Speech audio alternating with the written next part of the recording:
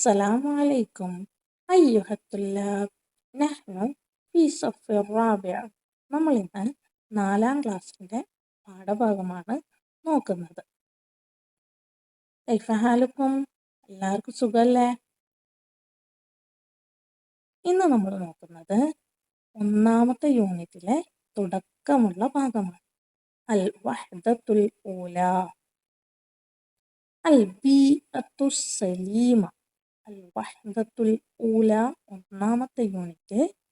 അൽ ബീഅത്തു സലീമ, അൽ ബീഅത്ത് പരിസ്ഥിതി, അസലീമ ആരോഗ്യപരമായ, സുരക്ഷിതമായ. അപ്പോൾ നല്ലൊരു പരിസ്ഥിതിയെ പറ്റിയിട്ടുള്ള പാഠമാണ് നമുക്ക് 1-ാമത് തന്നിരിക്കുന്നത്. ഈ യൂണിറ്റിൽ നമുക്ക് 5 പാഠഭാഗങ്ങളുണ്ട്. അതിൽ 1-ാമത്തതാണ് ഖറിയത്തി. ഖറിയത്ത് ഗ്രാമം. ഖറിയത്തി എന്ന് പറഞ്ഞാൽ എൻ്റെ ഗ്രാമം.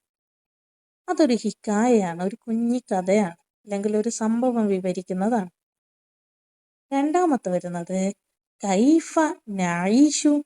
കൈഫ എങ്ങനെ, നഈഷു നമ്മൾ ജീവിക്കും, എങ്ങനെ നമ്മൾ ജീവിക്കും. ഖിസ്സത്തുൻ മുസവ്വിറ. ഖിസ്സത്ത് കഥയാണ്, മുസവ്വിറത്ത് ചിത്രങ്ങളാണ്. അപ്പോൾ ചിത്രകഥയാണ്. ഖിസ്സത്തുൻ മുസവ്വിറ ചിത്രകഥ. മസ്ഊലിയത്തുന. 3-ാമത്തെ വരുന്നത് മസ്ഊലിയത്തുന. മസ്ഊലിയത്ത് എന്ന് പറഞ്ഞാൽ ഉത്തരവാദിത്തങ്ങൾ. മസ്ഊലിയത്തുന നമ്മുടെ ഉത്തരവാദിത്തങ്ങൾ. റിസാലത്തുൻ ഫേസ്ബുക്ക്. ഫേസ്ബുക്കിലുള്ള ഒരു പോസ്റ്റാണ്, ഒരു സന്ദേശമാണ് ആ പാഠഭാഗത്ത് നമുക്കുള്ളത്. പിന്നെ വരുന്നത് നഹ്നു മഅക്കും. നഹ്നു ഞങ്ങൾ, മഅക്കും നിങ്ങളുടെ കൂടെയുണ്ട്. നഹ്നു മഅക്കും ഞങ്ങൾ നിങ്ങളുടെ കൂടെയുണ്ട്. ഹിവാറ് അതൊരു സംഭാഷണമാണ്. പിന്നെ വരുന്നത് അൽ ബീഅത്തു സലീമ. നമ്മുടെ യൂണിറ്റിന്റെ പേരിൽ തന്നെ ഒരു പാഠഭാഗമുണ്ട്. അൽ ബീഅത്തു സലീമ സുരക്ഷിതമായ ചുറ്റുപാട്, സുരക്ഷിതമായ പരിസ്ഥിതി. അതൊരു മൻളൂമാണ്, അതൊരു കവിതയാണ്. ശരി, നമുക്ക് പാഠഭാഗത്തേക്ക് കടന്നാലോ. അൽ അൻതും തൻളുറൂന ഹാസിഹി സൂറ. നിങ്ങളെല്ലാവരും ഈ ചിത്രം കാണുന്നില്ലേ? ഈ ചിത്രത്തില് നമ്മൾ എന്താ കാണുന്നത്? മാസാ തറൗന ഫീ ഹാസിഹി സൂറ. എന്താ നിങ്ങൾ കാണുന്നത്? നമ്മളൊരു പുഴ കാണുന്നുണ്ട്, മരങ്ങൾ കാണുന്നുണ്ട്, വീടുകൾ കാണുന്നുണ്ട്, അതിൽ 2 കുഞ്ഞു താറാവുകൾ കളിക്കുന്നുണ്ട് അല്ലേ? നല്ല മനോഹരമായ ഒരു ചിത്രമാണ്. പുഴക്ക് പറയാ നഹർ. നഹർ ഹുനാക നഹറുൻ. വഫിൻ നഹരി. വഫിൻ നഹരി നഹറിൽ പുഴയിൽ എന്താ ഉള്ളത്? പുഴയിൽ 2 താറാവുകളുണ്ടല്ലേ? താറാവിനെന്താ പറയാ? ബത്വത്തുൻ. ബത്വത്തുൻ താറാവ്.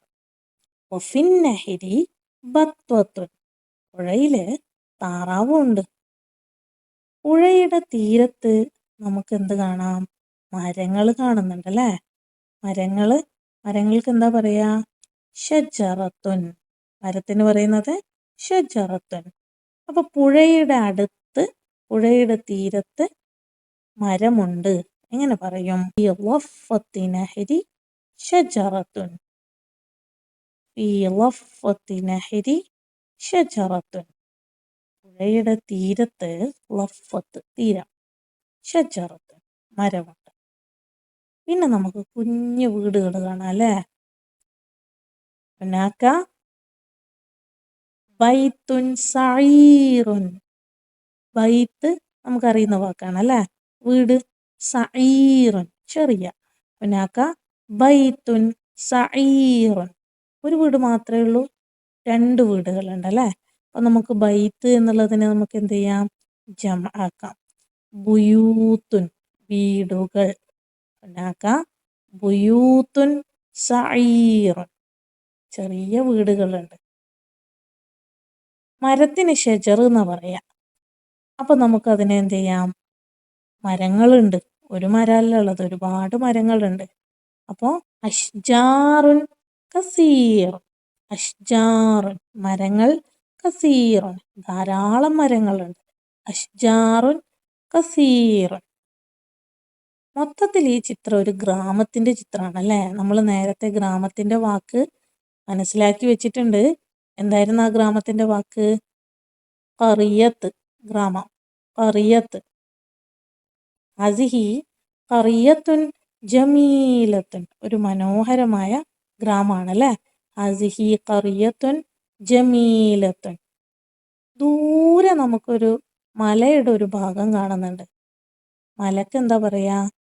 ജബലുൻ, ജബലുൻ, ജബലുൻ കബീറുൻ, വലിയൊരു മലയുണ്ട്. അപ്പോൾ നമുക്ക് ഈ ഒരു ഗ്രാമത്തിന്റെ ചിത്രം കാണുമ്പോൾ തന്നെ നമുക്ക് വളരെ ഇഷ്ടപ്പെടുന്ന മനോഹരമായ ഒരു ചിത്രമാണ്.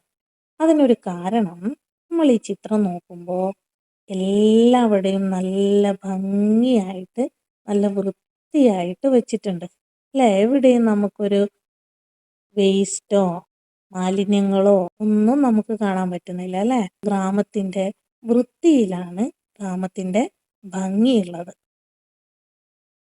അപ്പൊ വൃത്തിയുള്ളത് എന്നതിന് എന്താ പറയാ? നമ്മൾ പാഠത്തിൽ ആദ്യം ഒരു വാക്ക് പഠിച്ചിട്ടുണ്ട്, ബീഅത്തുൻ സലീമ, വൃത്തിയുള്ള പരിസ്ഥിതി.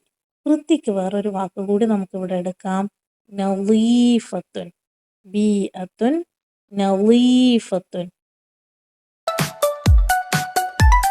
Teacher Vibe.